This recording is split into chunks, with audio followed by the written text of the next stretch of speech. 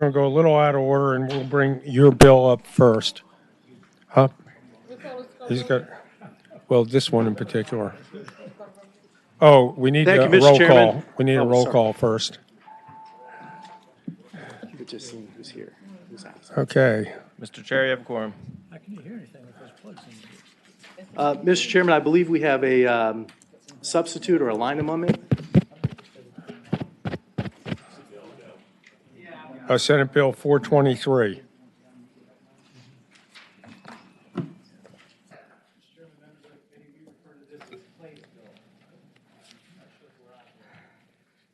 Thank you, Mr. Chairman, Senator Staff.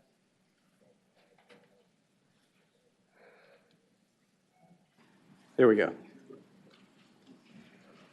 Thank you, Mr. Chairman, Senator Staff. On line 34, after equipment, strike the remainder of line 34. All of line 35 and through 54.1 on line 36. And insert recommended by an otolaryngologist. Such recommended services and equipment may be provided or dispensed by an otolaryngologist, licensed audiologist, or licensed hearing aid specialist. Our mic went out again. There we go. We got a couple of speakers there today. This we're referring to as Clay's bill. Clay can hear us today because of his hearing aids, and he's been wearing them since he was 9 months old.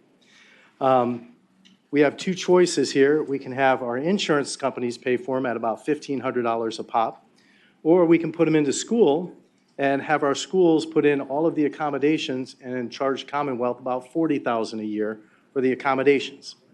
I'm going to turn this over to his mom and his grandmother because they can tell the bill much better than I can. All right, Crystal, you're up. Good afternoon, Mr. Chairman and the committee members. My name is Crystal Dupilka, and I'm proud mother of Clayton Dupilka. When Clay was 6 months old, we found out he had mild hearing loss. I remember being in the hospital, holding my baby, who was still drowsy from a procedure, not believing what the audiologist was saying to me. As a parent who was in denial, I said, well, if it's really just mild hearing loss, does he have to wear hearing aids? She very seriously responded, knowing what I know about speech development, yes. So by 9 months, he received loaner hearing aids from the Virginia Loan Bank. However, it took us over a year to purchase his current hearing aids due to fighting with the insurance companies. You see, insurance companies have deemed that hearing aids are not medically necessary. Not as necessary as the newborn hearing screen, ENT exams, MRIs, or audiology visits. Nevertheless, not medically necessary to hear, interact, or learn from those around us. My husband and I work, and we both hold insurance, yet the claim was still denied. Yet Medicaid covers hearing aids for minors. We were able to purchase his hearing aids costing just over $3,000, which is a lot of money. Unfortunately, it is considered on the inexpensive side. Others can run up to $6,000. If we didn't pay, he would have missed the sounds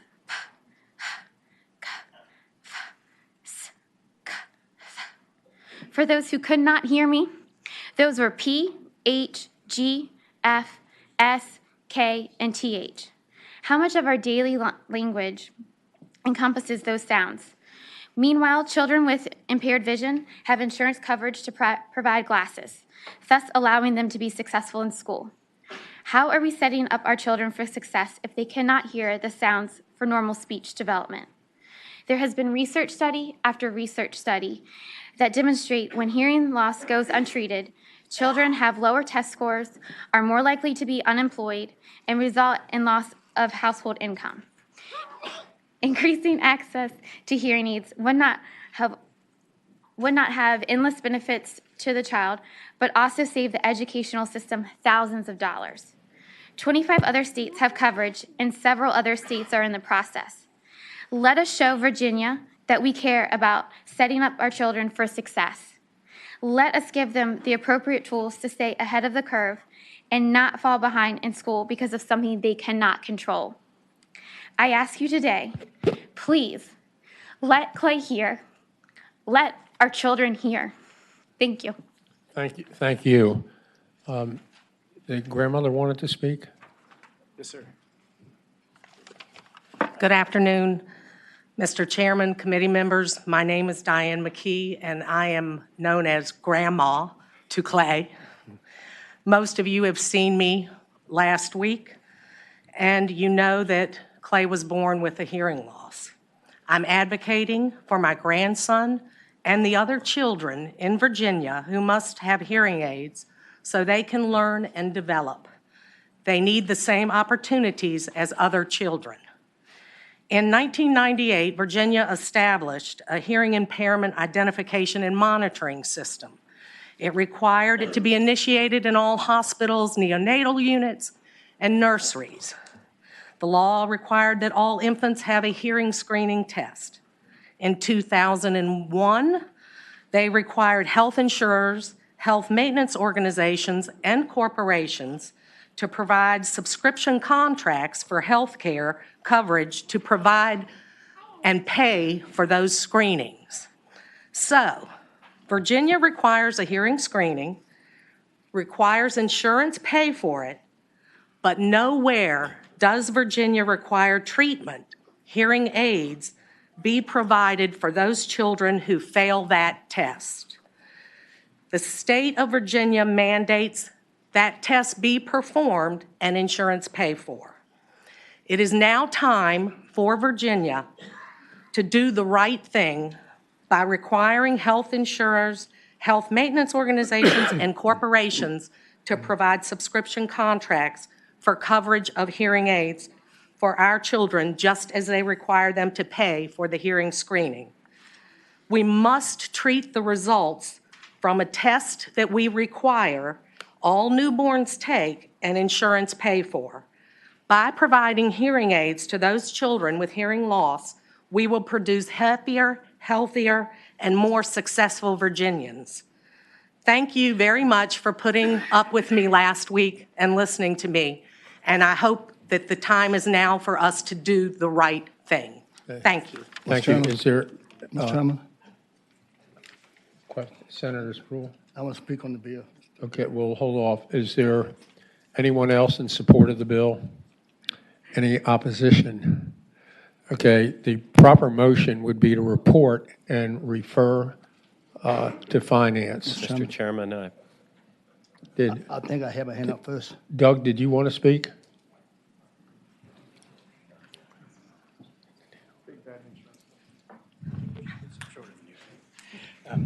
Mr. Chairman, I'm Doug Gray on behalf of the Virginia Association of Health Plans.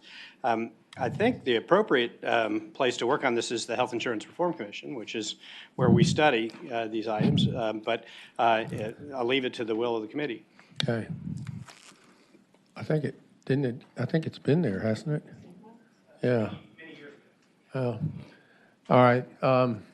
Senator Spruill. Thank you, Mr. Chairman and members, and those from the audience. Please listen to me attentively on this bill. I have to support this 1%. I was born in 1946, and when I was born, blacks couldn't go to the various hospitals and what have you, and I couldn't hear. I had to breathe and talk at the same time because I couldn't breathe and I couldn't hear. So when I was in high school, I played drums. I could hit a drum, the inner ear would shake. And the guys were teasing my girlfriend, saying that you have a boyfriend that can't even talk and he can't hear. So he can't even ask for a kiss. My girlfriend would say, whatever he wants, he could point to it. That's why I got married all these kids. But suckling, Mr. Chairman. So with that, I did get a scholarship at Norfolk State in music, playing drums. And there was a nun who said to my mother, of 16 brothers and sisters, how come they all can speak very well except this one? And what happened was because of the phone company, because we were real poor, I was able to have all these operations with the phone company. So I had to start all over again at 50 years old to try to speak and hear and talk.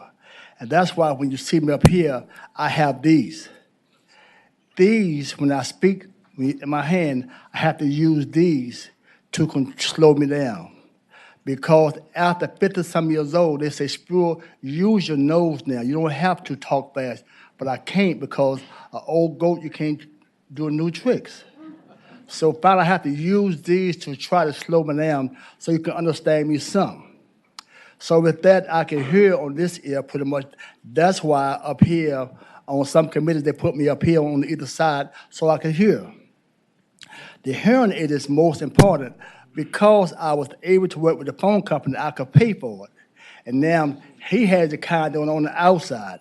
And when my good senator gets on my nerves, I want to hear what to say, what I have to do, I pull my earplugs out on the thing that he says. So with that, I was lucky. Okay. He gonna give me $10,000, he says.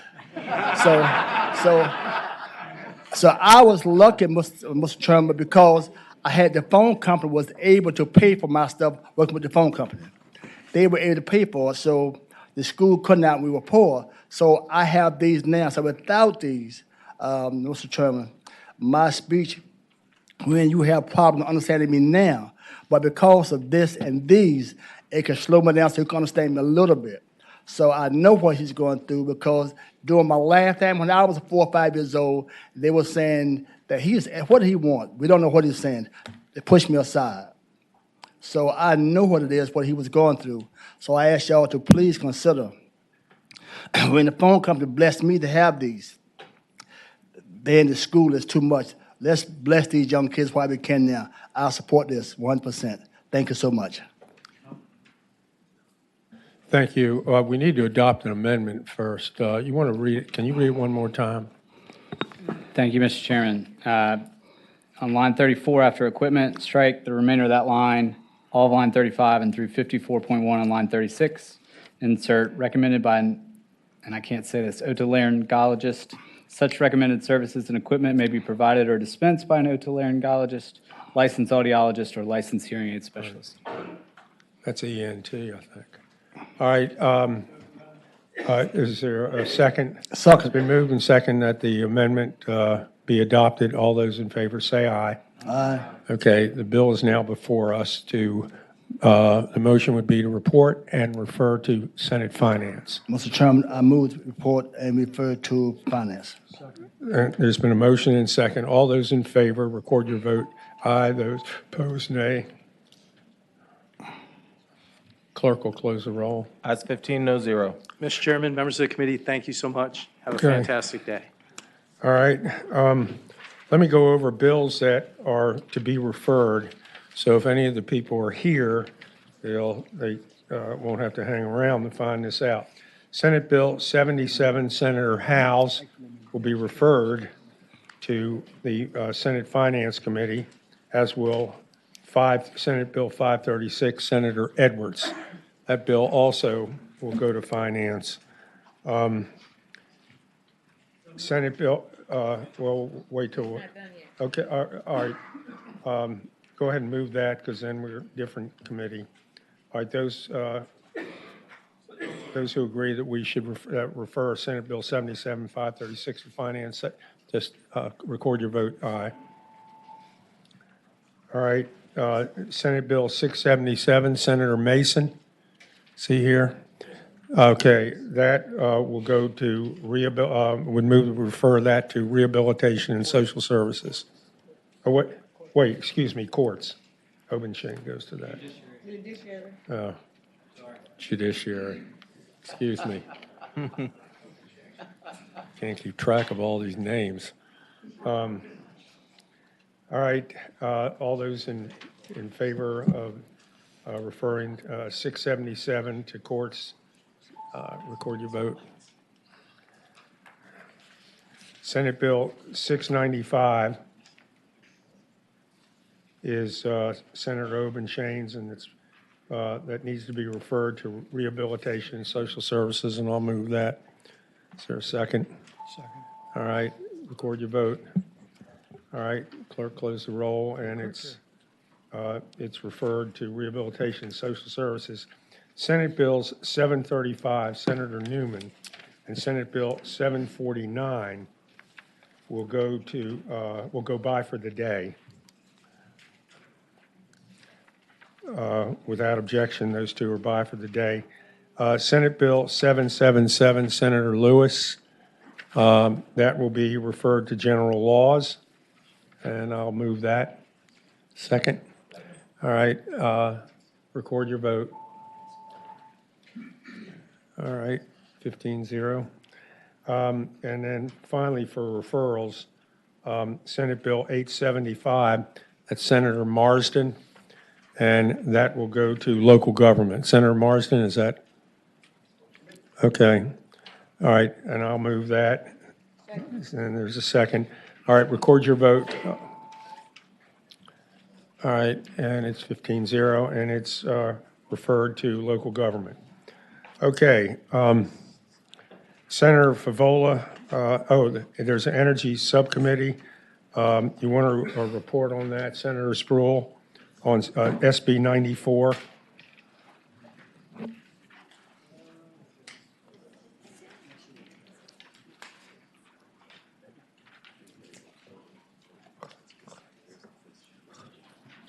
Mr. Chairman, SP 94 was reported out 4-1 with a substitute, and the patient may have an additional substitute. I have an additional line amendment Yes. to Senate Bill 94, if it's the pleasure of the committee.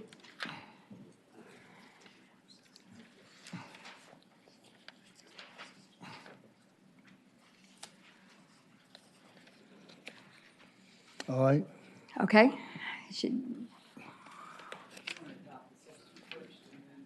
Yeah, is there a motion to adopt the substitute? So move the substitute, Mr. Chairman. All right, so, all those, you have to record it. All those in favor of adopting the substitute, record your vote. Oh, it's just verbal? Okay. All right. All those in favor say aye. Aye. Opposed? All right, substitute's adopted. Mr. Chairman? Is your line amendments to the substitute? Yes. No, the substitute should provide a new number 4. Right. Okay, I do want to amend the substitute. Just so you have the complete information before you.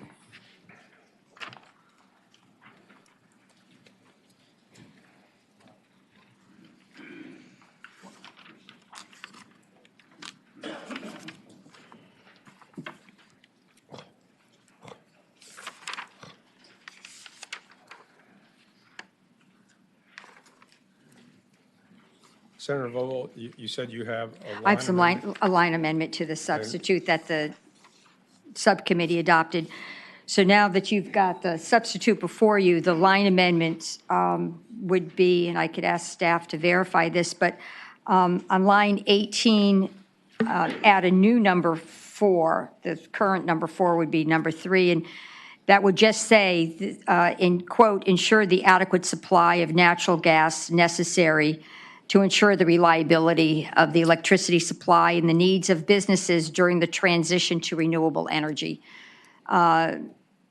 This was requested by Washington Gas, and a group of stakeholders reviewed the request, and we decided that this language was probably a useful addition to the energy plan. And the additional amendment would be to just add energy utilities to the list of stakeholder groups, which is line 64 Okay, and you want to 65. explain what your bill does and why we need it? Yes. My bill does 2 things. It lays out energy policies that the Commonwealth should embrace. We talk about the need to transition to a greener economy.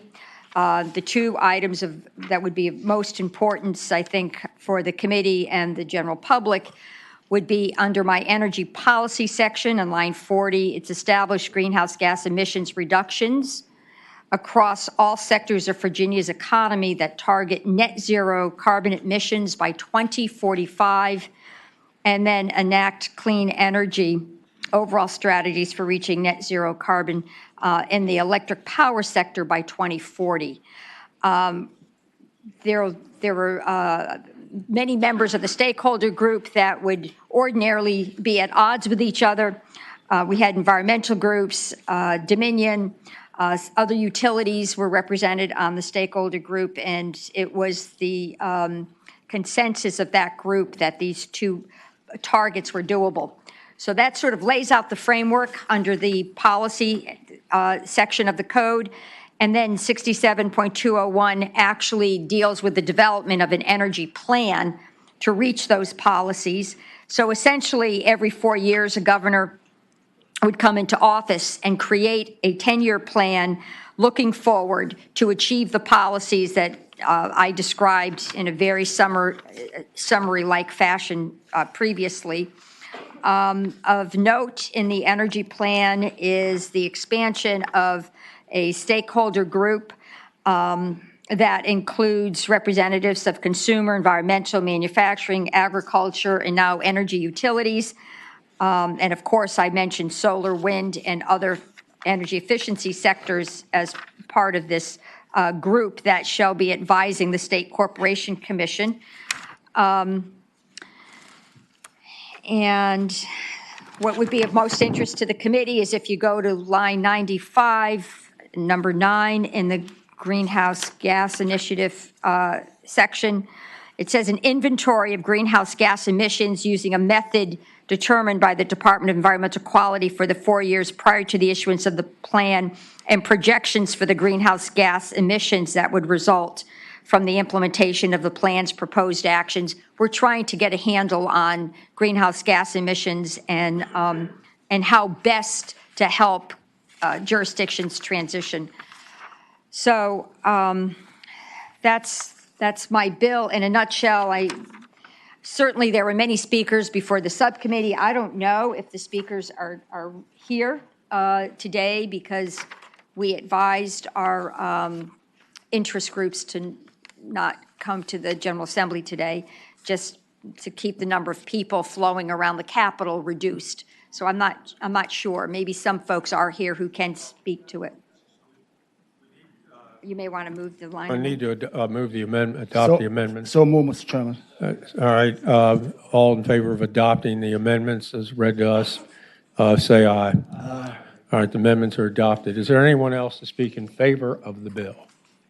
Mr. Chairman, I just want to note I got a letter from the Northern Virginia Chamber of Commerce in support of the plan. Okay. Support of the bill.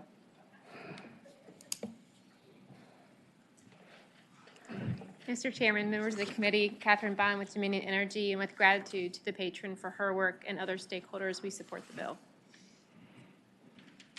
Mr. Chairman, Mike Town, Virginia LCV, we support the bill. Great.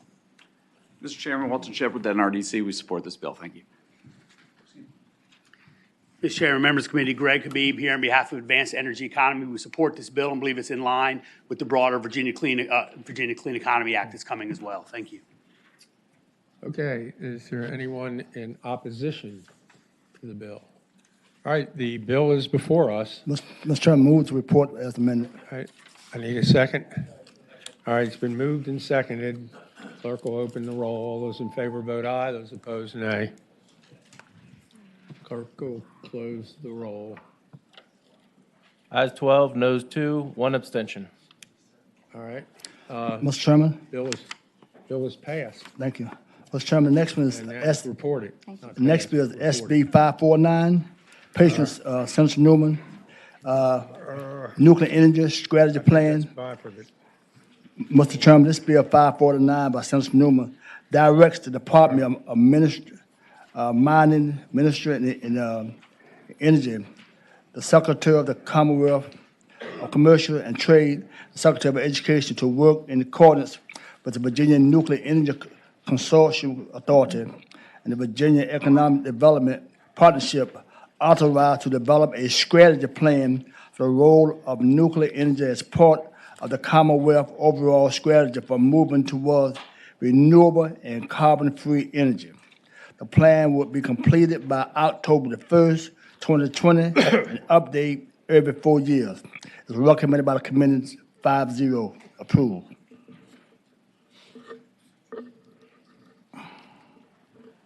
So I move the report. All right, it's been moved and seconded, the bill be reported. Is there anyone that wants to speak in favor of the bill? One possible suggestion, if we had carbon-free 2045 in the previous bill, which doesn't seem to have any objection, do you want to amend it or have the Code Commission take? Mr. Chairman, we set up this commission a number of years ago, the consortium, Okay. and this just allows a consortium to come up with kind of the plan for how to Okay. go forward. So I think All right. this one stands pretty well by itself. Okay. All right, has it been moved and seconded? That the bill be reported. All right, all clerk will open the roll. Those in favor vote aye. Those opposed, no. Ayes 15, no zero. Okay. Thank you, Mr. Chairman. Mr. Chairman, the next one is Senate Bill 817, President Senator Lewis, a nuclear energy consider a clean energy source, provide that for the purpose of the Commonwealth energy policy and in a clean energy initiative, a carbon-free energy initiative, undertaken, overseen, regulated, or permitted by the Department of Mining, Minerals and Energy Department. Nuclear energy shall be considered to be a clean energy source. Recommended by the committee 5-0. So I move report. All right, it's been moved and seconded that Senate Bill 817 be reported. Is there anyone wants to speak in favor of the bill? It seems to be on path to pass. Anybody in opposition? All right, the clerk will open roll. All those in favor vote aye. Mr. Those Chairman? opposed, no. Mr. Chairman, Is that Senator Eben? was that the bill with the pellets at the end, or is that? No. That's different. Okay, thank you. All Ayes right. 15, no zero. Bill is reported. Thank you. Mr. Chairman, the last one I have is Senate Bill 828. Mr. Chairman, that was, Senator Lewis. yes, sir. Provides that carbon-free energy, a clean energy as used in the Code of Virginia. Each mean electric energy generated from a source that does not emit carbon dioxide into the atmosphere during the process of generating electricity, including electric energy generated by the conversion of sunlight, wind, falling water, wave motion, tides, nuclear energy. It was recommended by the committee to approve 5-0, but we have an amendment, Mr. Chairman. And you want to report the amendment? Yes, sir. Thank you, Mr. Chair. Senator Sproul, after, at the beginning of line 14, strike emit, insert result in a net increase in levels of atmospheric. Line 14, introduced after dioxide, strike into the atmosphere during the process and insert as a result. Line 16, after geothermal, strike or and insert energy. Line 16, introduced after nuclear energy, insert or sustainable biomass. So it would read carbon-free energy or clean energy means electric energy generated from a source that does not result in a net increase in levels of atmospheric carbon dioxide as a result of generating the electric energy, including the list, and at the end of the list, including or sustainable biomass. Mr. Chairman. Hey, Mr. Chairman. Senator Lewis. I have, at the appropriate time, which I guess is after the committee considers and adopts those line amendments, I have an amendment to the amendments to offer. Okay. And then I have a request that the bill go by for a week if I could. Sure. All right, first let's adopt the amendments offered by the subcommittee. It's been moved and seconded. All those in favor of adopting those amendments, say aye. Aye. Aye. Opposed? All right, and your amendment? All right, Mr. Chairman, on the final amendment that was offered, amendment number 4, line 16, after sustainable, where it says sustainable biomass, put sustainable residual biomass.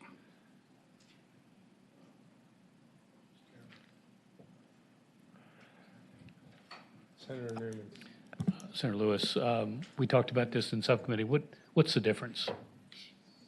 The difference is, I think it makes it clearer that it's less environmentally offensive. Mr. Chairman, just what do we Senator include? Marston, wait, Senator. Newman. Just what are we including, what are we not including, I guess? So what's the new, what's in and what's out? Well, I'm not entirely, that's why I'm having to go by. Mr. Chairman, if it's going to go by for the day, then I'll wait.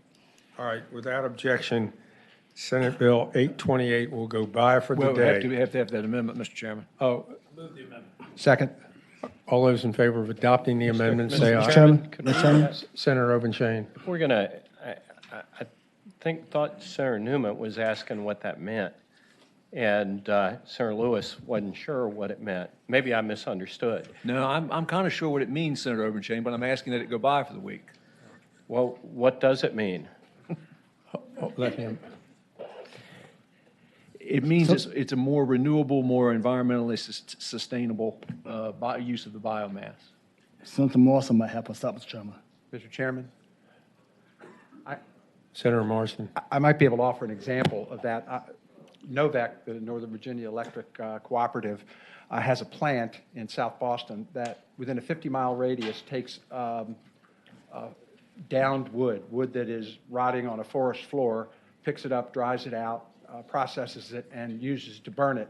The theory being that the carbon coming off of the burning of that wood product from the forest floor, the carbon is less if you burn it than to allow it to stay in place and Decompose. creates methane at that point in time. So that's what I think what we're getting at. That's an example of what that means. Senator Norman. Thank you, Mr. Chairman. I'm sort of tagging on the comment from Senator Obenshain. Why don't we pass it by for the day before we adopt the amendment so we're sure what we're getting doing? All right, Senator Lewis, did you hear that? That's fine. All right. Without objection, and before we adopt Senator Lewis's last amendment, it'll go by for the week or for the day. Okay? Mr. Chairman, so the amendments that we approved from the committee, that stands? It's just the one that he added on? We approved your subcommittee amendments. Okay. Thank you. Okay. All right, that's by for the week. All right. Senator Barker, there's two bills. You have are they ready for prime time? Senate Bill 235 and 861? Pardon? Okay. All right.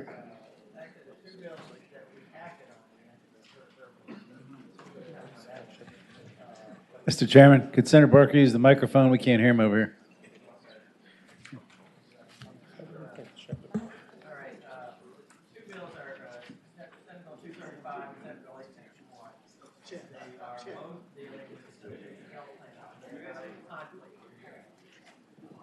But they are what? They are in conflict or not? They're not in conflict, okay? Wonderful. Okay. What's that? Oh, mine should, okay, is that better now? Yeah. I'm sorry. Well, my light was on, I thought it was working, so I didn't realize that, so thank you. But anyway, the two bills both deal with association health plans, which we had a good bit of discussion of last year. These two bills are not in conflict. There are two different concepts that are incorporated within the two bills, and so two different options that would be available for people to be able to get the MWAS, the multiple employer welfare association plans that we already have a couple of examples of in Virginia. The first one is my bill, Senate Bill 235, and we have a substitute for that. and 235. Second. All those in favor of adopting the substitute, say aye. Aye. Okay. Substitute is now before us. Okay, the substitute's before us, and the substitute is not materially changed from the bill as introduced, so it's essentially the same bill. What this bill would do is allow a number of people who are, in effect, are not with a single employer, but do have comparable situations. And it was one that was part of the example that we discussed extensively last year, and that this one was specifically done related to the realtors in Virginia. There are a large number of realtors in Virginia. Most of them, in most instances, are not full-time employees of a particular real estate agency, but they work on commission basis based upon their sales and those types of things. And so they are not full-time employees and therefore not covered in other ways necessarily for health insurance. Some are working basically a full 40 hours, if not more. Others are working substantially less. What this does is it allows a lot of those realtors to be able to get access to health insurance through this type of association health plan, and provide some potential benefit for them and an opportunity for the Realtor Association to be able to work with the realtors across the Commonwealth and providing that service. When we had the discussion last year, and we did pass the bill last year and went to the governor sent down a substitute, which was not acceptable. So in the end, there was not action on it, but there was pretty strong support on a bipartisan basis within the Senate for the legislation last year. A couple of the issues that have been raised last year have been very clearly addressed this year. The essential health benefits are required to be provided. Essential health benefits from the Affordable Care Act are required to be incorporated in these plans, and it covers everything else that's required as part of that, including pre-existing conditions and those types of things. So what this would do is provide a lot of realtors. There are about 7,000 realtors that have been identified that do not have health insurance coverage right now because of the fact that there's not a coverage through their employer, through the people that they work with, the firms that they work with. That's sort of a summary of the bill, and I'd be happy to try to answer any questions anyone might have on that. Mr. Chairman. Mr. Chairman. Senator Servo. I have a question. I don't know if it's for the patron, for council, or for somebody else who knows a lot more about this than I do, but in 2018, we passed Senate Bill 672, which was Senator Deed's bill. Maybe he can answer this. But that authorized the Virginia State Bar to be able to author plans to solo practitioner attorneys. And I'm just curious, in light of that bill, why is this bill necessary? Mr. Chair, if I can... I'm just trying to figure out how legally it all works. If I can address that, I think that plan related more to individual policies. This is an association plan, which is a broader-based plan, I guess. Yes. Because I know that the Realtors Association is, they support this bill, but they supported my legislation as well. This just allows for a broader group of people to buy into a policy and spread the risk. Yeah, I think that's correct as well. So this is something that is a little bit different from what there was before. This is not an individual plan. It's basically a group type of plan that would be offered, potentially offered, available through this association. Mr. Chairman. My recollection is that this deals specifically with realtors and is built around the independent contractor model. That's correct. The independent contractor model is basically what this is. Right. So. Okay. Any non-members want to speak on in favor of the bill? Is there anyone out there? Wait, we have somebody coming. All right. Anyone in opposition to the bill? Mr. Chairman and members of the committee, and I'm Jill Hankin from the Virginia Poverty Law Center. Welcome. We did have the opportunity to speak at the subcommittee the other evening. Our concern about association health plans is that they do weaken consumer protections. and they're not regulated as strongly as other current small business plans. And overall, they pull people out of the other marketplace, which leads to increased premiums in the ACA marketplace. But you just heard that what was it, 7,000? 7,000, right. Currently don't have it, so they're not getting that. Plus, you say that it doesn't have the benefits, but if you go online, 414, it says provide essential health benefits and cost sharing requirements as set forth in 382-3451, which I think references the Affordable Care Act. So it does. Well, some of the 7,000 people who don't have the insurance today are Right. choosing not to get it in hopes that there'll be another alternative Well- available to them that could be possibly cheaper. And I'd also want to point out the Bureau of Insurance comments to this bill talks about the language, and I'm sorry, I don't have the substitute, the language that requires the a 1332 waiver to accomplish what you're after, and as we understand it, 1332 won't accomplish the patron's intent. And this is from the Bureau of Insurance, which deals with these complicated insurance issues all the time. Thank you. Mr. Chairman? Is the Bureau of Insurance here? Mr. Chairman. No. Senator Eben wait, Senator Barker, do you want to answer that? Yeah, I can answer that. There is some question as to whether the 1332 waiver would be allowed under this circumstance. But what this language would do is provide an option if it is allowable under that, but have basically there are other options that can be exercised in the bill if that's not available. So it's not the only way in which the association health plan can be structured. Senator Eben? No, I was going to ask for that.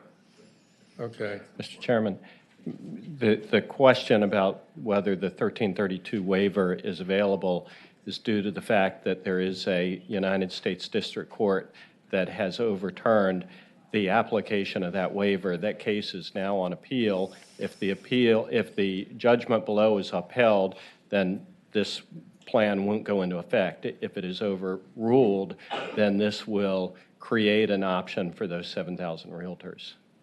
So I think it's dependent upon what happens in the courts.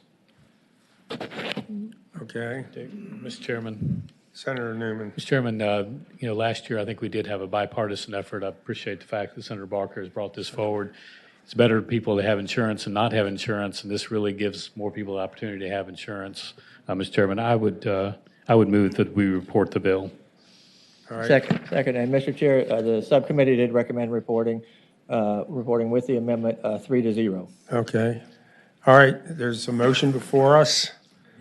Clerk, open the roll. All those in favor vote aye. Those opposed, no. Clerk will close the roll. You can vote. Ayes All right. 15, no 0. Bill is reported. All right, thank you, Senator Mr. Barker, you got 861. Yes, the second one is 861, and that's a bill from Senator Mason, who's obviously sitting here, right here in front of me. Since he's on the committee. This is the other one dealing with it. This is one that deals with multiple small employers being able to band together to provide insurance and to reduce the risk of significant impact there and everything. This also was recommended for approval on a vote of 3-0. There is an amendment to this, and then Senator Mason also has another line amendment in addition to what the subcommittee recommended. All right, you say there's an amendment to the original 861? Yes. Yes, sir. Anybody want to? Thank you, Mr. Chairman. Senator Barker, the amendment heard in subcommittee was on line 69, introduced after section 59? line 369. Oh, 369, okay. After section, insert 501c5 or, so read 501c5 or 501c6. I believe the patron also would like an amendment, and I believe it came as a recommendation of the Bureau on line 88, strike 38.2, 3449, insert 38.2, 3432.2. What do they do? It corrects the reference. Corrects what? the code reference, Oh, okay. section referenced. So, Mr. Chairman, make sure that I second the motion to adopt that amendment, so. All right, all those in favor of adopting that amendment, say aye. Aye. Senator Deeds? Mr. Chair, I've got a question for Senator Barker or Senator Mason. I want to understand how this bill is different from the bill that was vetoed last year. I understand with the last bill, it's got mandated benefits. There is a difference, but how is this bill different from the bill that was vetoed last year? Yes, sir, Mr. Chairman, Senator Deeds.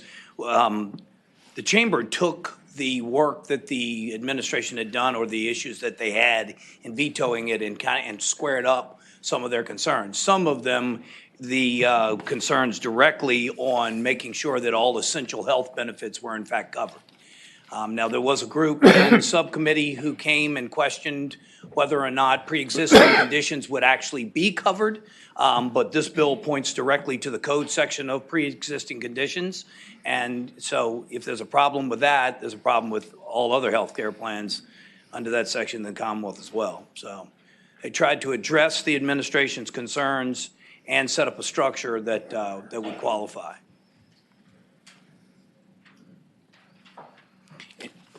You want me to take you through some of the basics? Mason, I'd just like you to point me to the language specifically. Okay. So what you should look at, Mr. Chairman, Senator Deeds, pay attention to lines 82 to 92. That describes the participating member and what will be addressed.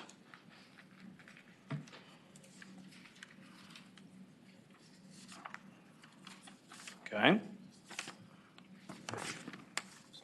That's designed to square up some of the previous concerns and make sure everything is indeed covered properly. That's a participating member's benefits.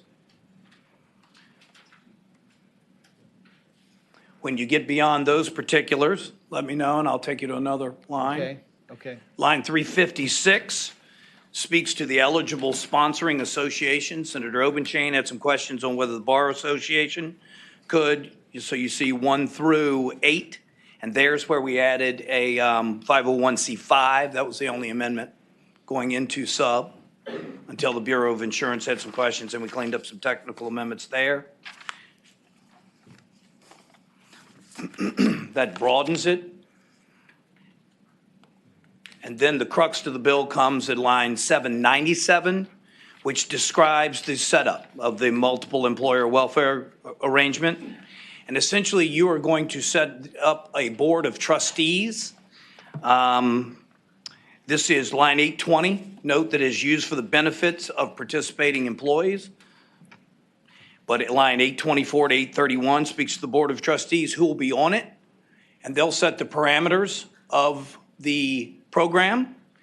This is designed to have a larger group that you initially each year you'll go through and do evaluate the claims experience in the larger pool. Target is like 20,000 people. It is anticipated that this board of trustees will set up small groups of 2 to 50. And this is an important note. After you do the risk assessment to the larger pool, there will then be another risk assessment of the smaller pool, which will afford that opportunity for the price to go down. But indeed, the Poverty Law Center pointed out in my own words that it could go up. But there's aggregate reinsurance for the larger pool, and there's specific reinsurance keeping a cap on loss for the smaller pool. So if you have one major family issue in the smaller pool, it would be capped in generally accepted procedures in this area somewhere in the $35,000 to $50,000 range, but that would be a decision made by the Board of Trustees. And that is a difference, and that is an objection that they had, but it is what also affords us the opportunity to keep prices lower. Any other questions? All right, gentlemen, the bill is amended. It's before you. Mr. Chairman, you might. Mr. Chairman, excuse me. Okay. I assume you're coming up to speak against it? Welcome, Ms. Hankin. Thank you, Mr. Chairman. Jill Hankin from the Virginia Poverty Law Center. Again, an overall concern that is raised by the Poverty Law Center and many of the disease groups that are apparently not here today to speak out. There's a lot of concern about pulling people out of the ACA market into association health plans that's going to weaken the overall ACA market.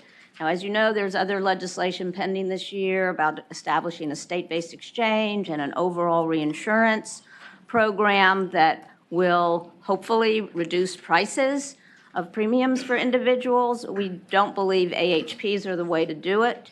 And on this particular bill, the Bureau had substantial concerns about the solvency issues and the overall regulation of these plans. And I think it's a very complicated area that you have to tread carefully. Thank you. So at this juncture, we're opposed to this bill. Thank you. And Mr. Chairman, for the Commonwealth Institute also spoke in opposition, largely under the same circumstance, taking people out of the ACA. And she's speaking to, there was a lady that's with the Lymphoma Association, but also spoke to having multiple other, like heart and other associations having the same type objections. So they spoke against it in opposition Senator as well. Marsden. I believe Mr. Penn. Yeah, Senator Mason, it seems to me that you would also have people who are in the ACA who get a job with a corporation or a company and they switch their insurance to the company. That would be taking, I see that as a good thing, but that would be taking people out of the ACA as well. So I don't get the difference. I don't support the objections that have been. Mr. Chairman, Senator Marsden, it's another choice. And, to my small group plan, if your price went up, it's another choice. You could choose to. And if you got a job in corporate America with great insurance benefits, you'd obviously take those. Mr. Chairman, if Mr. Penn could speak to some of the specific objections, as well as he has a couple other remarks. Good afternoon. I'm Ken Penn with the Virginia Chamber of Commerce. And I helped craft this bill. So Senator Deeds, if you have specific questions, I can certainly address those head on. But in terms of squaring up this legislation versus what the governor vetoed, we took it line by line and addressed head on those specific issues related to broad access of coverage, quality and comprehensive coverage. It's two different things. Quality in that it meets all the essential health benefit parameters, and comprehensive meaning that the floor level of benefit is equivalent and comparable to the ACA bronze plans. And so those are a couple of provisions that are distinctly different from what got vetoed last year. In addition, there are significantly strong consumer protections with no pre-existing condition limitations, no redlinings, no exclusion from membership in a sponsoring association because of health status. So that is highly important. And in terms of solvency and financial security, this plan goes a long way for consumer protections. The minimum threshold for the financial solvency is $4.5 million to even open the door. So that's the first start. And then you must maintain actuarially standards in terms of increased risk as you grow the pool. Moreover, with regard to consumer protections are the pre-existing conditions, financial securities. At the end of the day, we end up with lower premiums that are about 15 to 20% less than what's in the small group market today. Okay. Thank you very much. Thank you. Next.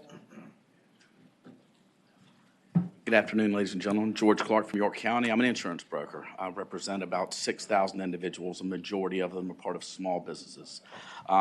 We're now seeing family deductibles in excess of $16,000. So we are just out there. We are definitely supporting this. Small business needs other options. To speak to, I see some questions about maybe people coming out of the ACA, that we have what's called the SHOP network, or, especially for small groups within the Affordable Care Act. That's basically non-existent in Virginia. And that there's not anybody that's rolled in it. So I really see a very, very minimal impact on that whatsoever. But thank you very much. Please support this bill. Mr. Chairman, members of the committee, Nicole Riley with NFIB, representing about 6,000 small business owners. We too support this legislation as well as Senator Barker's from earlier. We just think this gives options and certainly would allow organizations such as ourselves to have the option to investigate and see if these would be the types of plans that we could potentially offer our members. So we ask for your support. Thank you. Thank you, Nicole. Martha Moore with Virginia Farm Bureau. I won't reiterate what other people said, but we do support the legislation and believe that it offers options for farmers across the state of Virginia. Thank you. Thank you, Mr. Chairman. Terry Durkin, Vice President of Public Policy of the Roanoke Regional Chamber of Commerce, and we support the bill. Okay, other than the Poverty Law Center, is anyone else in opposition?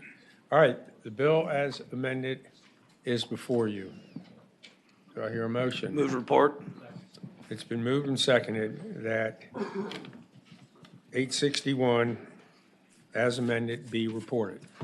All those in favor will vote aye. Those opposed, nay. Clerk, open the roll.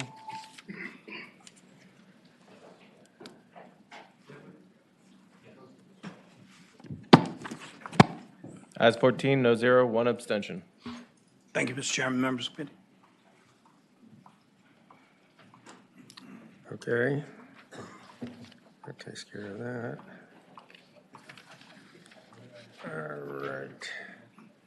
All right. We now move into health insurance. Senate Bill 95. That's Senator Favola.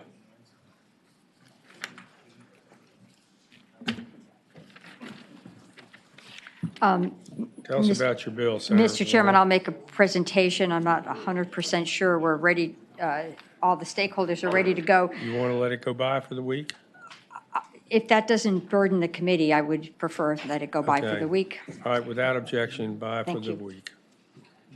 Or day. Huh? Did you say year? No, I didn't say year. No. By for the day, all right? Next, Senate Bill 192, Senator Peake. Yes. Sir, thank you, Mr. Chairman.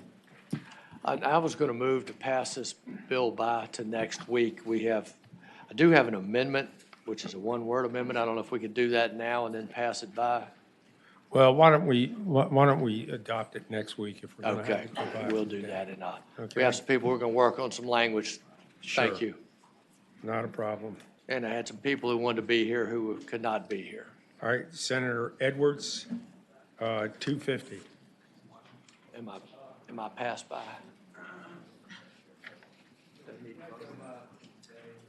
All right, Do you need to vote on that? all right, that's by for the day. Senator Barker, you have 280. Yes, and I'd also like to ask that that go by for the day. The group that was involved in putting this together could not get here Right, today. couldn't make it, okay. That's understandable, all right. Senate Bill 382, that's Senator McPike, did your bill come from, or is it going, the HIRC? It did go through it. It was from a House Companion Bill from 2019. Okay. So Mr. Chairman and members of the committee, Senate Bill 382 is a follow-on from a bill in the House in regarding adding prosthetic coverage in required insurance plans. In 2009, as you might recall, is required to offer, not all plans necessarily covered or offered it. And so this update actually requires it. Okay. As a part of the health HRIC reviewed, the Bureau of Insurance also took a look at it and identified that all qualified health plans are currently required to provide coverage for the prosthetic devices in the Virginia Essential Health Benefit Benchmark Plan. As a result of the inclusion of these devices in the Virginia Benchmark Plan, coverage is required in the individual and smaller markets with no annual or lifetime coverage limits. And so the Bureau of Insurance is therefore characterized the coverage of prosthetic devices as an extension of existing health benefits rather than new or an additional essential health benefit.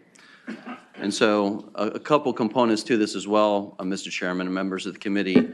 The devices covered would be already identified within Medicare coverage codes. So these are not sort of experimental devices. These are truly devices that are required and needed by those who have lost limbs and amputees for quality of life and to work to restore normal functions. That is if they are medically able to receive them. So not all cases, folks can actually utilize these devices, and that's a decision between the doctor reviewing the case and trying to fix these devices. So there's a couple of different nexus that are important to this, Mr. Chairman. And there's an expert here. We didn't have all the witnesses today, but we do have one of the experts. Let me tell you this. The Health Insurance Reform Commission has not finished their analysis, and they get by statute 24 months. And they've not finished. So, it's, we can bypass them, but it's probably a preference not to start. Have you talked with, I think I got something from Kathy Byron, who heads that. Yeah, I have the letter here from Kathy Byron. Okay. From the report and the phase one review and analysis, identifying that this is really changing our code from an offered to a required. And so many plans offer these already, but it's ensuring that those who do have coverage and experience a loss of limb, that this is a pretty serious and important aspect of someone's life, and restore them getting back into the workplace and some stability with that sort of an important life event. And we do have an expert here, Dan as well, would like to speak to the committee. Okay. Finance. Good afternoon, Mr. Chairman and members of the committee. My name is Dan Ignazuski, and I'm the Chief Policy and Programs Officer for the Amputee Coalition. The Amputee Coalition is the nation's leading organization representing the limb loss and limb difference community. We have stakeholders, members, support groups, and volunteers throughout the state of Virginia, and also have staff members that, including myself, that reside in the state. I'm here today in support of the bill, and I really want to emphasize that arms and legs are not a luxury. No device that is out there right now and in the foreseeable future is something that can functionally replace an existing arm or leg that you're born with. This legislation is focused on making sure that people have access to medically necessary care based on clear determinations for medical necessity by the treating physician and with the medical team. This is not for advanced devices, as Senator McPike alluded to. This is for Medicare-coded devices. These are devices that have been around for decades. The technology has been around for decades. But unfortunately, right now in the state of Virginia, not everybody has access to the devices that they need to be able to live the life that they want to live and that they're able to return to work and be active in their communities. Ultimately, there are 21 states currently that have some provision of prosthetic coverage requirements or offers within their states, Virginia being one of them. Out of those 21 states, the most analogous state to the Virginia legislation and to this legislation specifically is the state of Maine. And Maine passed a law in 2003 that required coverage but provided an exclusion for microprocessor devices. In 2010, the state revisited that legislation and eliminated the exclusion for microprocessor devices, understanding that there was advancements in technologies through the late 90s and early 2000s to provide access to this coverage. In that 2010 determination by the state of Maine, there was a study that was done by the State Commission in Maine that found that, that surveyed the insurance companies in the state. And when insurance companies in the state provided their answers and estimates on what the cost potential would be to the insurers or to individuals within the state, one of the quotes was that the costs would be immaterial because of the limited utilization of microprocessor-controlled devices. It's important to understand that prosthetic devices are prescribed by physicians, and prescriptions for these devices are based solely on medical need in consultation with guidelines that outline the assessment of an individual's functional abilities, the rehabilitative expectations of the patient, physical condition of the residual limb, other health issues such as vascular or arthritic problems, and lifestyle factors including employment and ability for recovery. Yep. The last thing I just want to mention is that in order for people to remain active, there are certain limitations that are provided by certain body-powered devices. So when you see myoelectric or microprocessor devices, some people may not be able to functionally utilize a body-powered device because of trauma or other associated medical conditions that require them to move their entire body to be able to operate the device. Myoelectric devices, microprocessor devices can provide for those who qualify an unmatched ability to be able to regain independence, regain mobility, return to work, and be active in their communities. Okay, this bill has been requested by the Senate Finance Committee. So is there any, do you have anyone else who's here to speak? No, Mr. Chairman, they couldn't make the trip down today. There were some Okay. folks who were planning on it, but. All right, the Senate Finance has requested this, so the motion would be to report and. Second. All right, you all have heard the motion to report and refer to Finance. Clerk, open the roll. All those in favor vote aye. Opposed, no. All right, it's, Ayes 12, nays 2.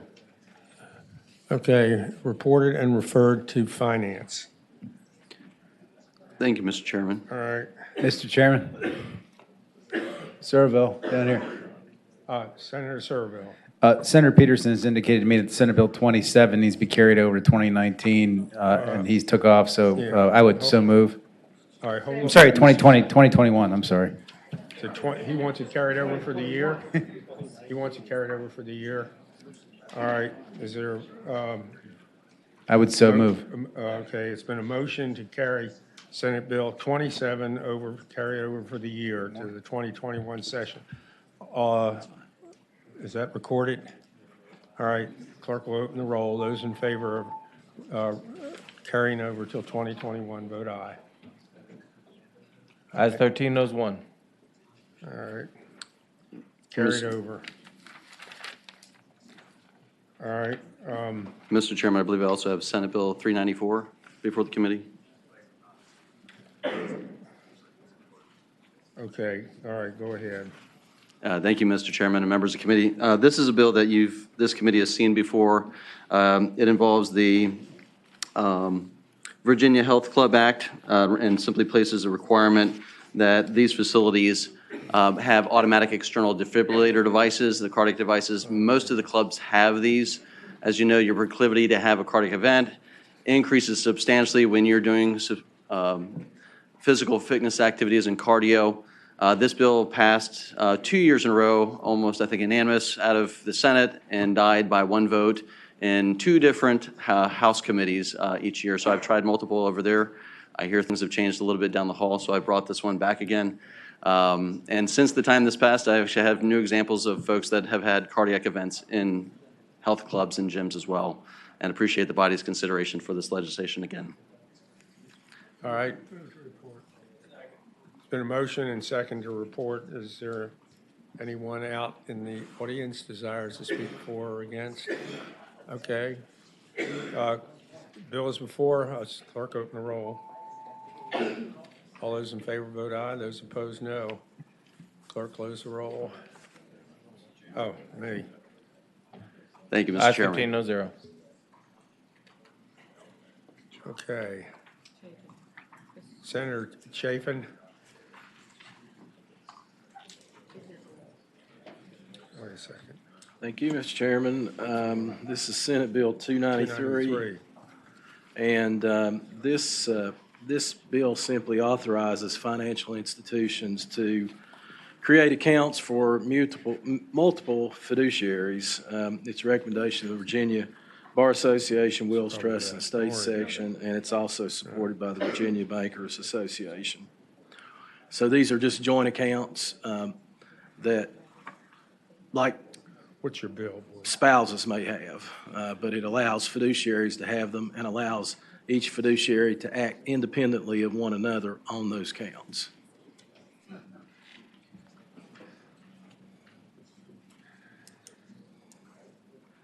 Move to report, Mr. Chairman. All right, there's been a motion to report and a second. Anyone desiring to speak in favor of the bill? All right, I take that as support. Okay. Anyone in opposition to 293? All right, clerk, open the roll. All those in favor vote aye, those opposed, no. And that's reported. This finger is cold. That's 15-0. Thank you. Senator Chafin, is that your only bill? Yes, sir, it is. Okay, and you're done. All right. Senator McDougal. Oh, God. Mr. Chairman, I think I have Senate Bill 605, and I think Senator Boysko has Senate Bill 654. I I think it's the didn't, other way around, according to this. no, I have 605. Oh, And okay. she has identical too. 654. I got it. So, Mr. Chairman, this was, and I don't know if I think they're exactly the same. This was an issue that came last year. It went to the Health Insurance Reform Commission. Mr. Chairman, it's related to inherited metabolic disorders. They're actually very few. They estimate about 33 a year, and there are between 500 and 600 patients in the entire Commonwealth. And Mr. Chairman, the issue is the way the metabolic disorders are defined with the ability to receive necessary formula, that if you have a disorder and you're required to receive proteins, that is not covered, only calories is covered. And most of these metabolic disorders are focused on proteins, not calories. The impact if the bill does, if they don't get proteins, can affect their intellectual abilities, can effectuate their physical disabilities, and it can be detrimental significantly to the individuals. So, Mr. Chairman, this went through Health Insurance Reform Commission. It went through level 1 and level 2 reviews. After that, I think it was the consensus vote of well, I don't think we had a vote because we didn't have a quorum, but it was the consensus of all the members that were present at that point in time to move the bill forward. And if I recall correctly, and Senator Boysko and I were comparing notes earlier, there's most in the insurance industry, including Anthem, are in favor. I think there was one that was neutral, but nobody was opposed. And we also have, I think Jay Lark is here to speak if there are any questions, but this is fairly de minimis as far, because it's focused on the proteins, not calorie. It's just changing the definition, not creating a new, Senator something new. Boysko, he has the lower number. We'll fold yours into his, list you as chief co-sponsor. That's fine. Okay. Okay, it's been moved and seconded to fold Senator Boysko's into Senator McDougal's bill and list her as a chief co-sponsor. All right. All those in favor? Wait, substitute, I think we have to have a recorded vote. Well, we'll get to you, okay? All right, clerk, open the roll. This one actually. All right, those bills have been rolled together. Did not. All right, time for audience participation. Mr. Chairman, I'm Doug Gray on behalf of the Virginia Association of Health Plans. This bill did go through the study and was analyzed, and everyone worked to narrow it to make it acceptable and made an acceptable product. This is what it looks like when the Health Insurance Reform Commission actually looks at it and works it through the process. The others have not been through that, including the last one that you discussed, and the same thing with the one before that. So there's a difference between working through the process and not. Does that mean you're for it? This one's good. Mr. Chairman, members of the committee, Anthem strongly supports this bill. Much shorter than Doug's. Mr. Chairman, members of the committee, Children's National Hospital, that's Carter Beatty here. We also very much support the bill. Thank the senators for putting it in. All right. Tom, did you want to? Mr. Chairman, I think all of the people who would speak against it have already spoken. We've merged. It's 6:05. Yeah. Oh, this is also 6:05. Hold on here. 6:05 has been requested by the Finance Committee. So the motion will be to report and refer to Finance. A motion and a second. All those, clerk open the roll. All those in favor, vote aye. Opposed, no. Clerk close the roll. Ayes 15, no zero. Thank you, members of the committee. Okay. All right. Okay, we've done that. Mr. Chairman, I have two easy ones. We've done 423. Senate Bill 404, Senator Hashmi. Mr. Chairman, Senator Hashby asked if Senate Bill 404 as well as 411 could go by for the day. 404 And 411, yes, sir. Okay. Thank you, Mr. All right, we've done that. Okay, on the insurance bills, Senator Sproul. Yeah, I have two easy ones, Mr. Chairman. Pardon? I have two easy ones that help. Okay, you got 164 and 165. Yes, sir.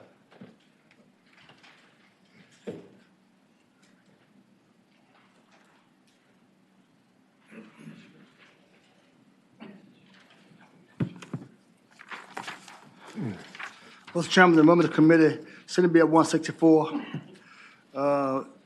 This bill come at the request of State Cooperation Commission, Bureau of Insurance. It eliminates a provision of the insurance code which allow accident air trip policy to be sold in vending machines at public airports. There are no such vending machines in the airports anymore. The Bureau would like to remove this outdated section of the code. This bill was shared with interest and parties last fall, and there is no opposition to repeal this provision. Okay. Seems pretty simple. You're right. I remember when you used to be able to put a couple dollars in there and hope you didn't crash. Okay, but if you did, you were covered. All right, you all know the bill. We're outlawing something that doesn't exist. So, is there a motion? All right, there's a motion and a second to report Senate Bill 164. All those, clerk open the roll. All those in favor vote aye. Opposed, no. Clerk close the roll. Ayes 15, no zero. All right, the bill is passed. Senator Sproul, you have 165. Yes, sir. This bill come at the request of the State Cooperation Commission Bureau of Insurance. This bill eliminates the requirement that the commission provide a report to the General Assembly each year on the past rates of candidates who wants to be licensed as life and annuity agents. The report requirement was originally added to the code at the request of an insurance company concerned about the numbers of examination candidates who were not passing the life and annuity exam. The Bureau worked with insurance company representatives to help them understand the test developed procedures, process, and materials, and that the insurer is now satisfied with how its candidates are performing on the examination. The Bureau regulates and monitors the pass-fail rates for all examinations for candidates to make certain that the examinations are fair to entire level candidates. Senate Bill 165 was shared with the interest parties back in the fall. There is no known opposition to this measure. Okay. The bill is before us. 160, Senate Bill 165. All right. It's been moved and seconded that 165 be reported. Is there anyone to speak? No, sir. There is not. Clerk, open the roll. The 165 is reported. I have two more. You want to take those up, Mr. Chairman? You go. Let's go ahead. We'll take them while you're up there. Okay. Okay. The one I'm doing now? 48 and 49. I got 48 and 49. Were those bills bifold? Well, wait. The two that I see are, says Senate Bill 48 and 49, Lionel Spruill. Oh, okay, Adam asked, okay. And if mine passes, you don't move yours. Which one? 49. Oh, okay. Yeah, why don't you bring up 48? Okay. We don't need to take them by for the day, Mr. Chairman. We don't need to. I've got witnesses. Huh? Stay here. Okay. Mr. Chairman. All right. That's these. We good. Where to go? Right here.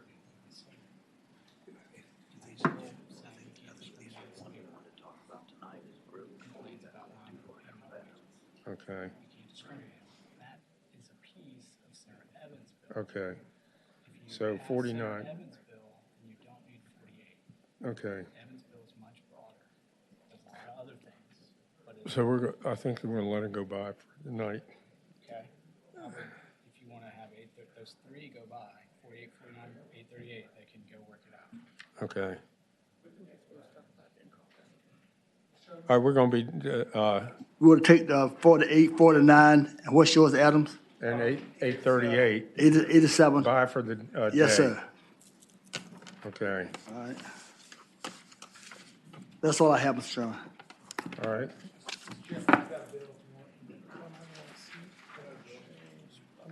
We're not finished yet, okay, and Adam Evans, bye for the day. Okay. Is Suderline, no, he's, huh? He's on his way, okay. Unemployment compensation, Senate Bill 548, Senator Edwards.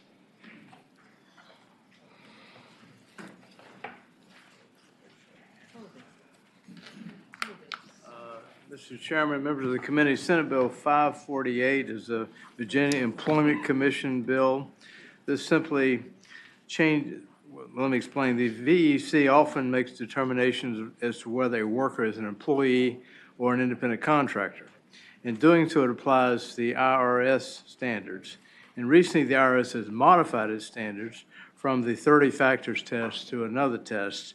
And so this amendment simply ensures that the VEC makes a determination of employee classification in line with the current IRS standards. That's number one.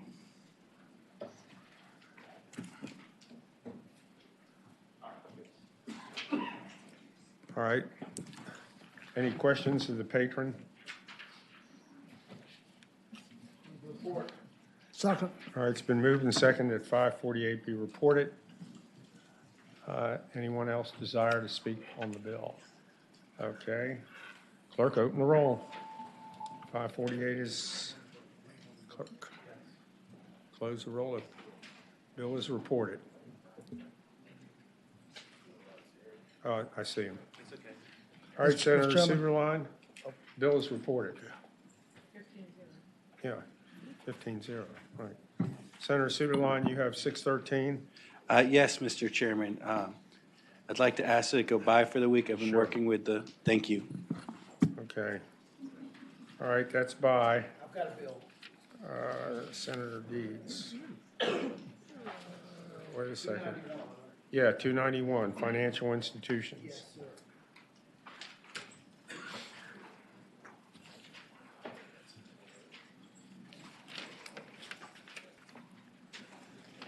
Mr. Chairman, members of the committee, this bill comes from the Bureau of Financial Institutions. Section 6.2, 1616 prohibits mortgage brokers from originating loans that are to be used to purchase real estate which is being sold by persons who are affiliated in certain ways, such as real estate agents, with the mortgage broker. Mortgage brokers engaged in business prior to February 25th, 1989 are exempt from the prohibition. This bill basically clarifies that, it clarifies it to make sure that if the mortgage broker or its affiliate acts as a real estate broker, agent, salesman, or firm, and will receive a commission or other thing of value for such services. That's how they're defined as being prohibited from prohibiting from acting. It also closes an existing loophole that allows persons subject to the dual compensation prohibition to easily circumvent it by setting up assumed limited liability companies and other types of entities that are not considered to be affiliated under the existing definition. It clarifies the specific business activities which trigger the ban on receiving dual compensation. It clarifies that the dual compensation prohibition applies when the mortgage broker or an affiliate of such mortgage broker will be acting by a real estate firm in connection with the sale of the residential property that will secure the mortgage loan.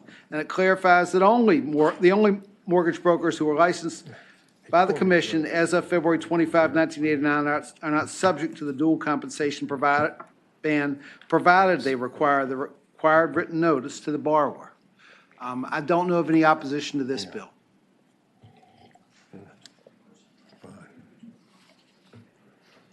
Okay. Is there any questions of the patron on Mr. the Chairman, bill? I'm sorry, I just have one. Senator The Mason. mortgage broker owns directly or indirectly a 10% or greater interest in the person. That's number one. That's number one. What they were trying to do was define who was prohibited, who among they were trying to define the relationship, and that's how the relationship was defined by the commission. Nobody's here from the commission today. The State Corporation Commission, I understand their employees were not at work, and nobody's here today. So if you've got questions, we can carry the bill over and you talk to Joe Face. Mr. Chairman, I have a question. Senator Servo. If Mason's done. So I've been Googling here to try and refresh my amnesia, but my recollection is during the mortgage crisis that occurred back in, I think was it 05, 06, 07, something like that, that in Loudoun County, there were situations where, I think it was Pulte, they had thousands of houses to sell, and they could see the car going off the cliff. And Pulte had a mortgage affiliate. Right. And they were basically taking all their houses they were about to lose their shirt on, pushing people into the houses with crap mortgages, which they then immediately securitized and flipped over to New York stockbrokers and made their problem our problem. And so would this bill prohibit a home building company from having a mortgage affiliate that they could use to finance purchases of the homes they're building? Is that what this does? That 30 stories. I would argue that was basically prohibited before, but this makes it clear by defining exactly what sort of relationship, and on lines 19 through 25, that what sort of relationships constitute the double dip or the prohibited activity. That it's basically just a clarification bill. I would argue that sort of conduct was already illegal, but Okay. it's clear that it's illegal under this bill. Okay. Thank you. The language about the 10%, you see it's stricken up in line 15. So this bill isn't really, as I understand it anyway, and I may misunderstand it, it really isn't creating something new, it's just clarifying what already exists. Mr. Chairman, Senator Servo. just so I'm clear, I'm poking around here trying to figure it out. I mean, the way I read it, it says the mortgage broker can't own directly or indirectly a 10% greater interest in the person. Is mortgage broker defined to include the mortgage broker's employer? I don't know. I don't know what the definition of mortgage broker within this section of the code is. As I said, if you've got more specific questions about it, we can get Joe Face in here next week, if you'd like to take the bill by. I don't want to slow the train down. I can probably get an answer before it hits the floor. Okay. Thank you. Mr. Chairman, move report. There's been a motion and second to report 291. Any discussion? Anyone out in the audience with an opinion? All right. You've heard the motion. There's a second. Clerk, open the roll. Bills. 15, Thank you very much. 14, That's 14, no, 0, 1 abstention. Okay. Senator Marsden, you have 296.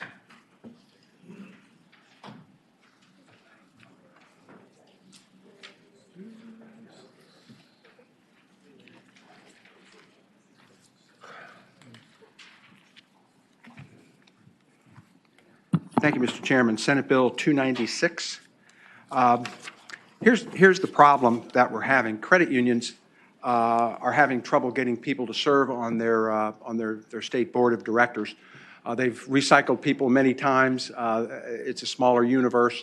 It's tough to get people to serve. They have other interests. I believe we have a substitute on the bill that we'd like to hand out. Substitute's been moved. Is there a second? All right. Substitute's adopted. Or do we don't need a roll call for that, do we? No. Substitute is before us. Thank you, Mr. Chairman. So many individuals just can't afford in their business lives to they have a lot to do, and it's very difficult to give up time for these very time-consuming boards. And like I say, it's a limited number of people who are eligible to serve.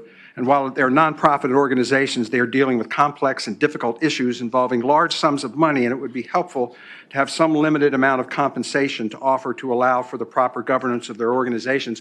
And what the substitute does is put a cap on that of $6,000 per year for them to be able to serve on a credit union board of directors. I don't believe there is any opposition to the bill that I'm aware of at this point. Senator Norman.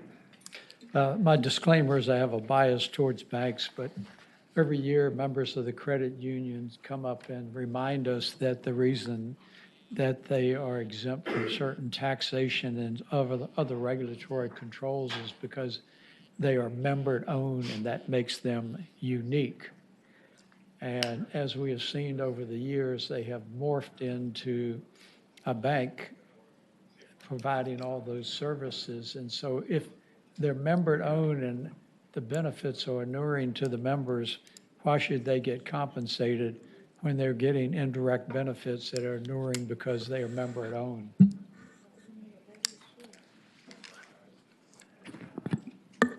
Is there a question? That's a question. Mr. Chairman, members of the committee, the issue here is the proper functioning of the Credit Union Association. And while this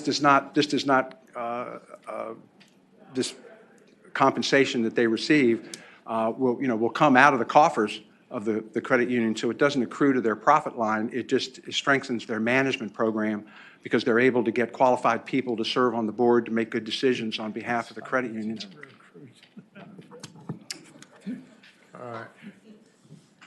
All right. I see you chomping at the bit.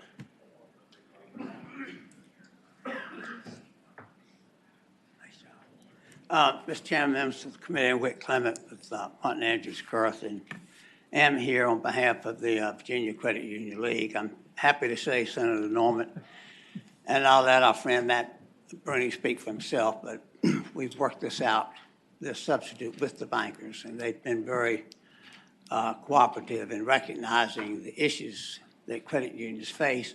The points you make are points we've heard before. The difficulty, as Senator Marsden expressed it, in finding competent people to serve on these boards, credit unions, like community banks and big banks for that matter, are besieged with volumes of federal regulations as a result of the mortgage meltdown. And it has become difficult.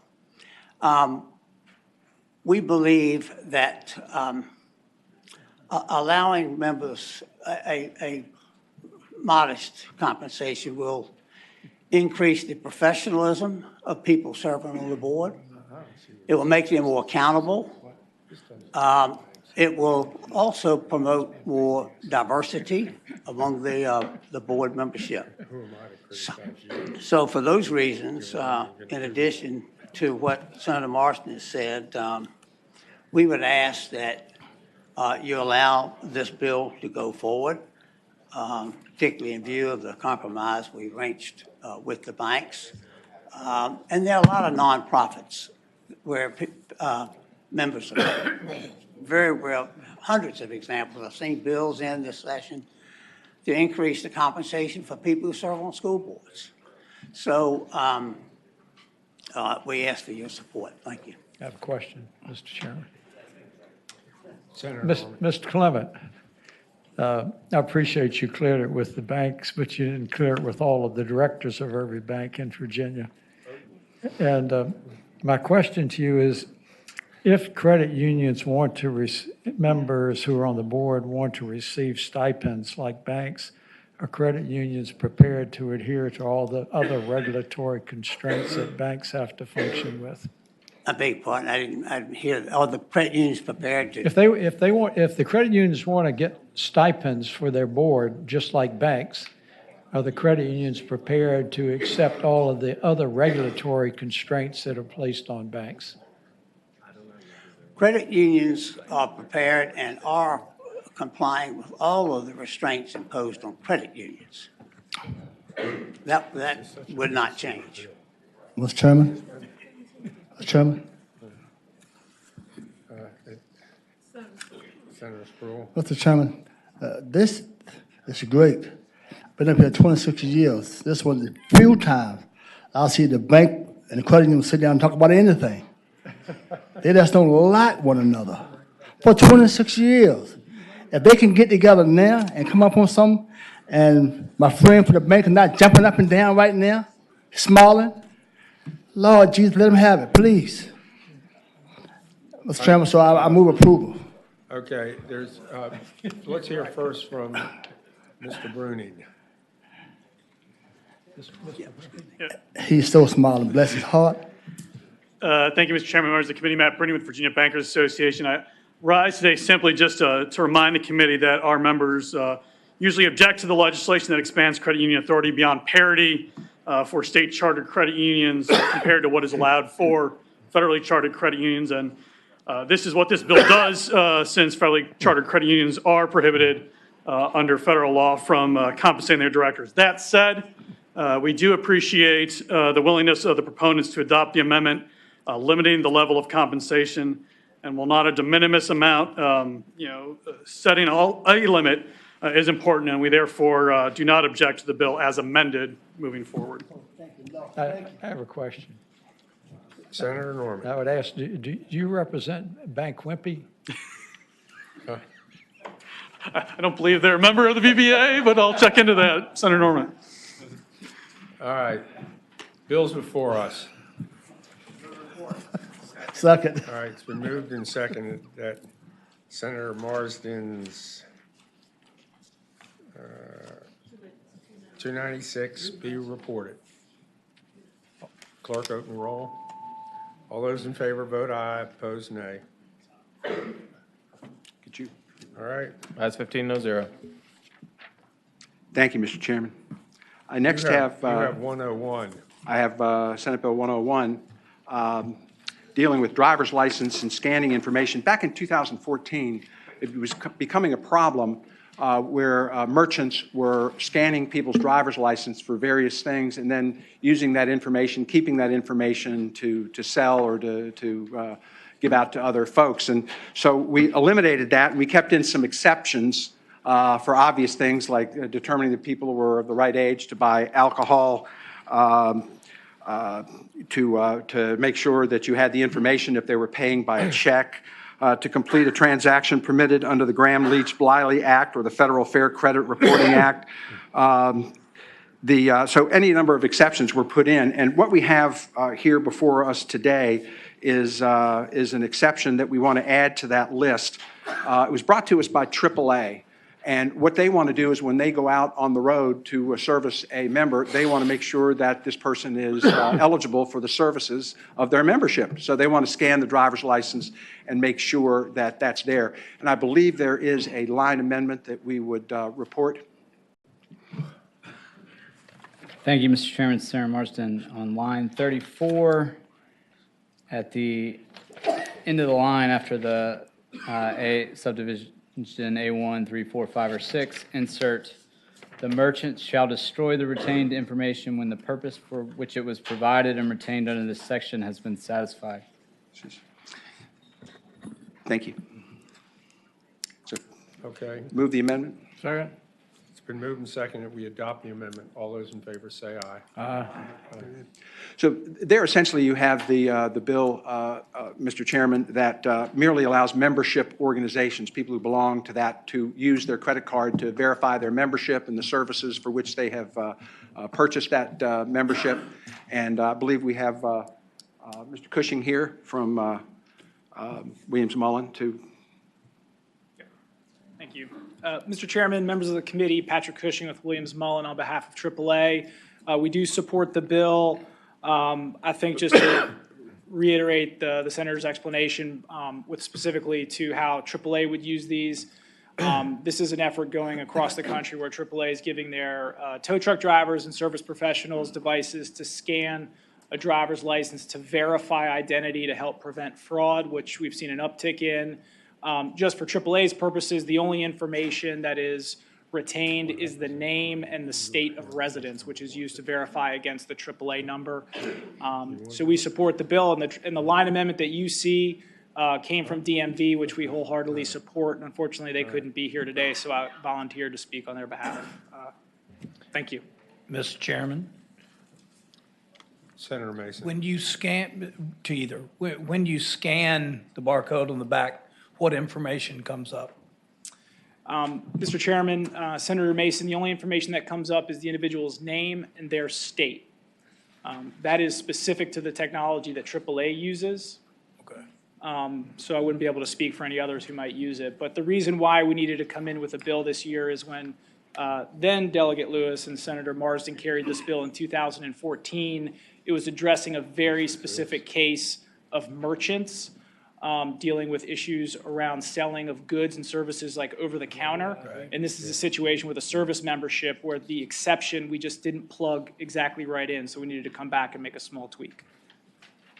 Yeah, thank you. Move to report.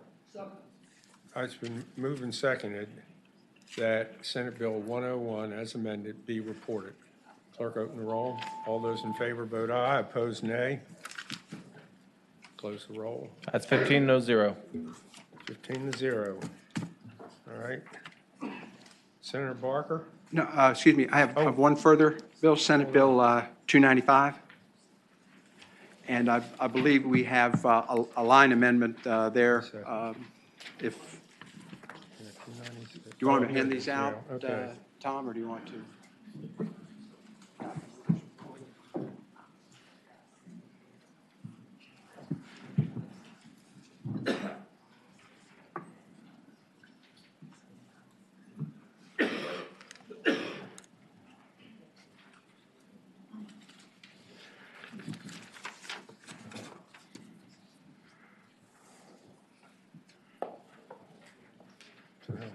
Driver's licenses, 295.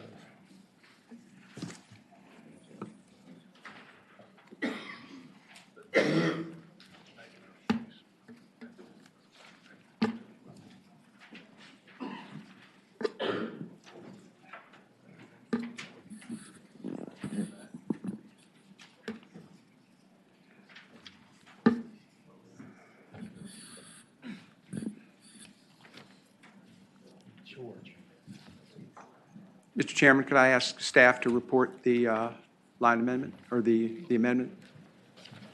Mr. Chairman, Senator Marsden, I'm not sure I understand your insert here.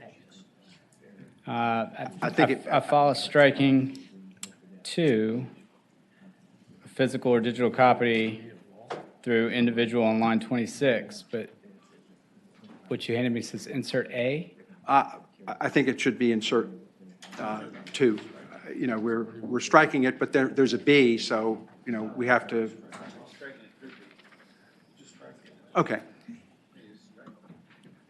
Yeah, Mr. Chairman, Senator Marsden, I may need to add another amendment to clean up the one up on 14, but essentially, Senator Marsden would like to strike lines 24 through 26. That's correct.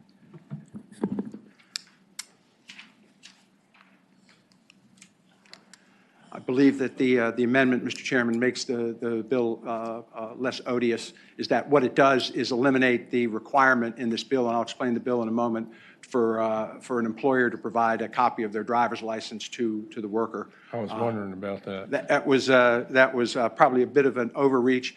But when you understand the problem, this was brought to me by folks in the Centerville community, where an immigration center is run, where day laborers are procured by business people to work for a day, 2 days, a week, sometimes a couple of weeks, and it's wage theft. These folks very often, or I can't say very often, but sometimes do not pay their employees what they had agreed upon.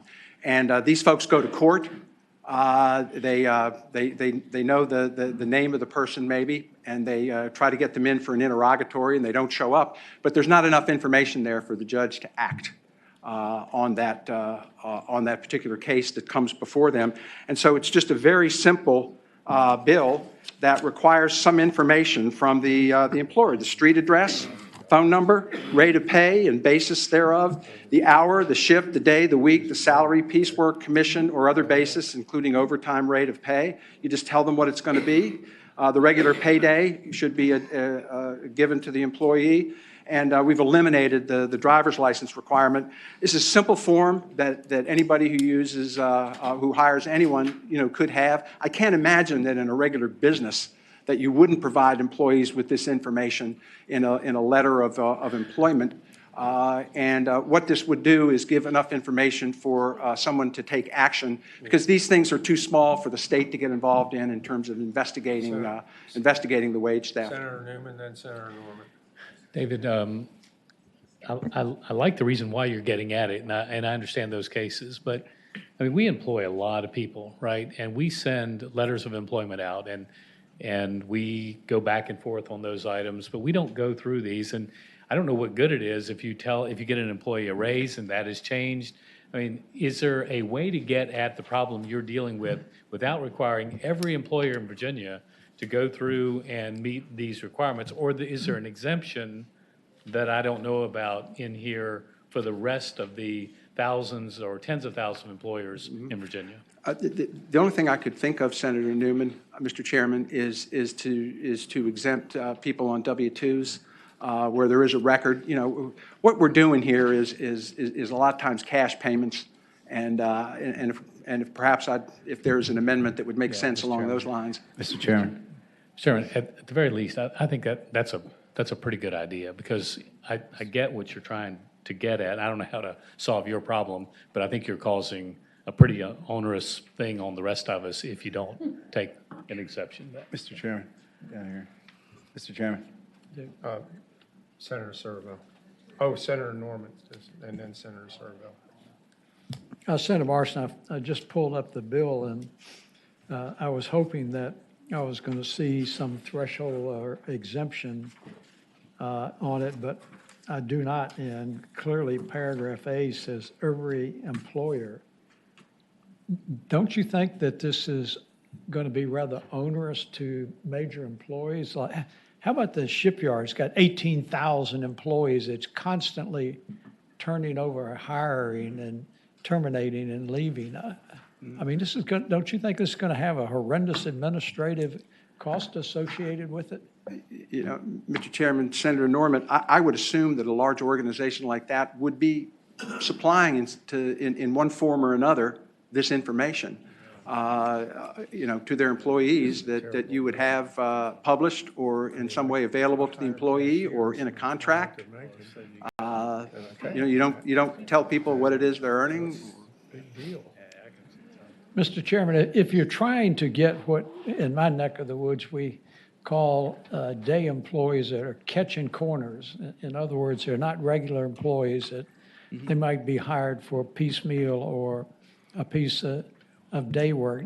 Isn't there some way you can craft a narrower bill to address that issue, as opposed to ensnaring every major business in the Commonwealth of Virginia? Not every major, every business. I got it. If I could, if I could ask Senator Newman, would the W-2 narrow this down sufficiently? Mr. Chairman, I'm wondering if the bill, maybe there's somebody who wants to speak, but Mr. Chairman, if the bill. Hold on, Senator Serville was Oh, I'm next. sorry. Yeah, yes, sir.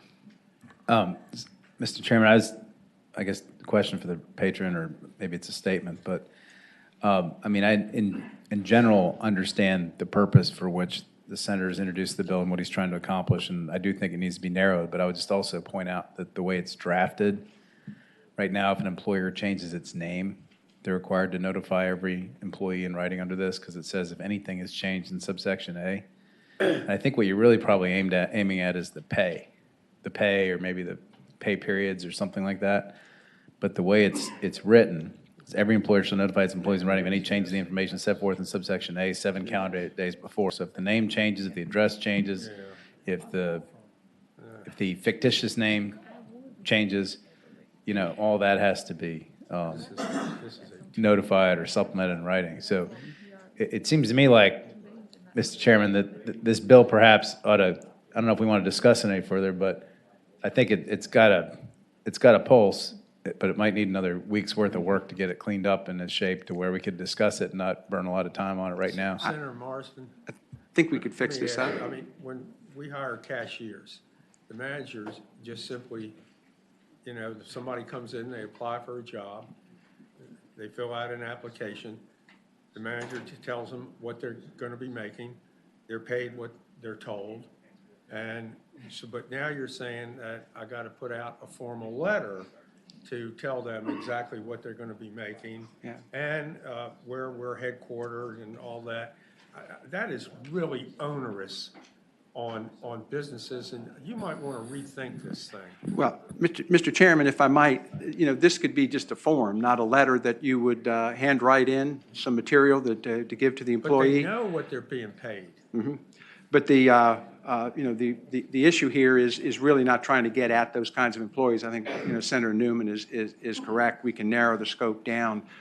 This is mostly to get at the problem of day laborers and people who are brought on for short-term employment. The reason the bill was written as it was is I assumed that businesses such as yours that you used to have already did basically this thing through an employment letter of some kind that had that information. Nobody does that. Nobody. Mr. Chairman? Senator Evan? Yeah, I was just going to ask Senator Marsden, in my district, there's a day labor center where they do provide some kind of IDs that comes from the day labor center.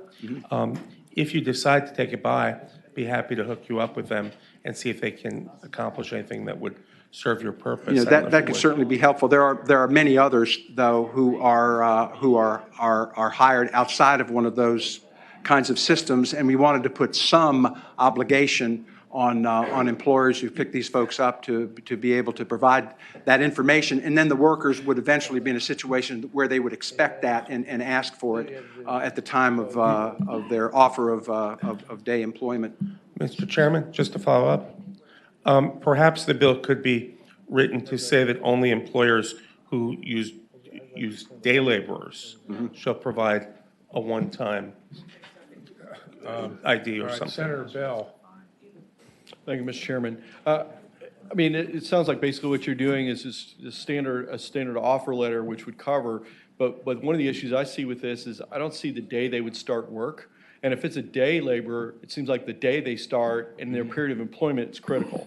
So, I mean, I have a lot of employees in my company. We give them, a letter and it says their start date, and we use the same letter. I mean, you can make that where it isn't so onerous, but it sounds like there'd be a difference between a temp worker and a permanent worker. I mean, can you address that? Because I don't understand how anybody can make a claim that they weren't paid if it didn't say what day they started, what time they started, et cetera, because nothing I see in here would cover that. Mm-hmm.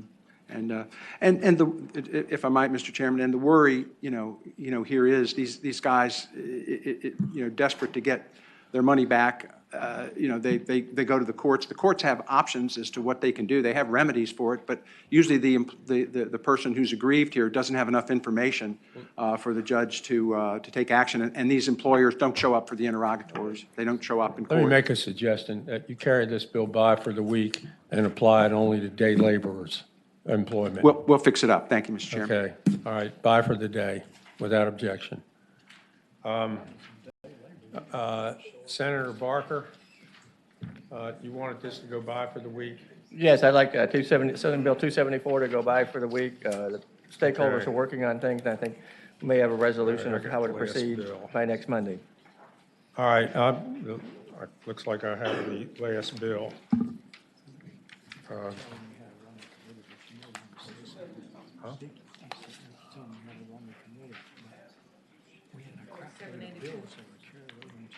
I know, we may have to have a Sunday meeting.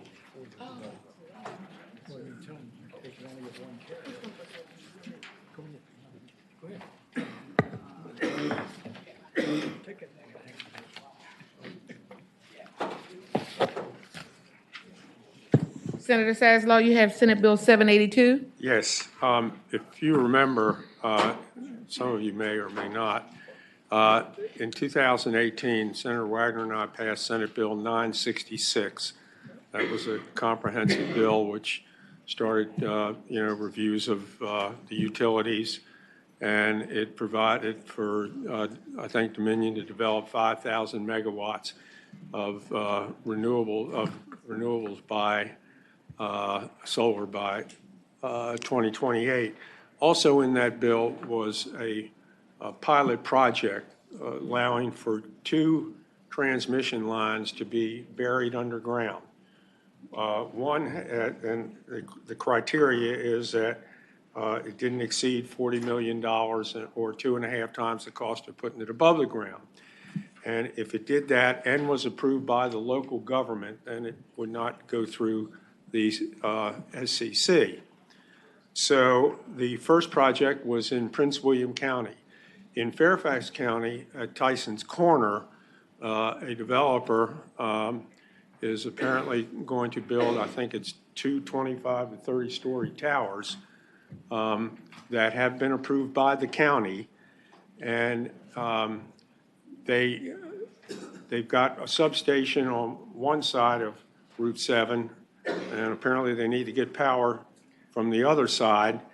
And the choice is either do something we've never done at Tyson's Corner, and that's add overhead transmission lines, or to bury them underground.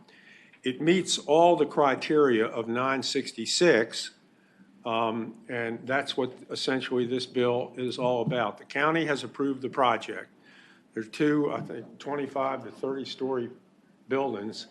And one of the things I think that he's talked about doing when I met with him is that perhaps the top 4 or 5 stories, in addition, to having all commercial, the top 4 or 5 would be residential, which is something you see a lot all over Europe.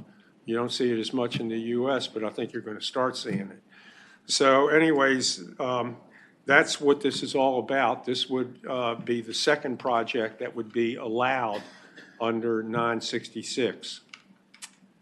And David Halleck is, you want to, anybody add anything? Any member of the committee have any questions of the patron? Senator Madam Chair? Abbott? Yeah, Madam Chair, and Senator Sasla, I don't know if I heard you right. You said something about the top 4 or 5. Was it stories?